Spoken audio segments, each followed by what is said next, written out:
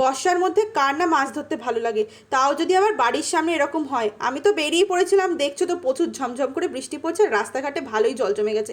চট করে ছুটে গিয়ে মাথায় একটু গামছা দিয়ে আসলাম, আমি আর বাবা দুজনে মিলে মাছ ধরছিলাম।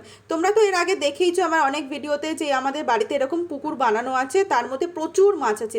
সেই মাছগুলোই জানো তো সব এরকম মশারি জাল বেয়ে বেয়ে পালাচ্ছে, আমি আর বাবা ধরছিলাম। আর এখানে যেগুলো দেখছো এরকম ছাকরির মধ্যে মাছের বাচ্চাগুলো, সেও বেরিয়ে যাচ্ছে, এত বৃষ্টি হয়েছে না, তাই বাবা আর আমি দুজনে মিলে ধরছিলাম। আর এগুলো দেখতে পাচ্ছ অসংখ্য ছোট ছোট এরকম ব্যাঙাচির মতন, এগুলো শিঙি মাছ, শোল মাছের বাচ্চা। বাবা নিজে ডিম ফুটিয়ে এই বাচ্চাগুলোকে তৈরি করেছে। এগুলোতে প্রায় 1 থেকে 1.5 লাখের বেশি বাচ্চা আছে, সব যদি বেঁচে যায় কত মাছ হবে দেখতে পাচ্ছ। আর নিচে তো ওইখান থেকে কত মাছ বেরিয়ে গেছে, আমি আর বাবা দুজনে ধরছিলাম। কই মাছ, শিঙি মাছ সবই বেরিয়ে যাচ্ছে। বর্ষায় তো মাছ ওরা থাকে না, বিশেষ করে জিওল মাছ। মাম্মাম তো তাই বলে। আর এদিকে নিচে বর্ষার মধ্যে মাম্মাম তো হাত পা গুটিয়ে পুরো বিছানার মধ্যে বসে আছে। আজকের মতো টাটা।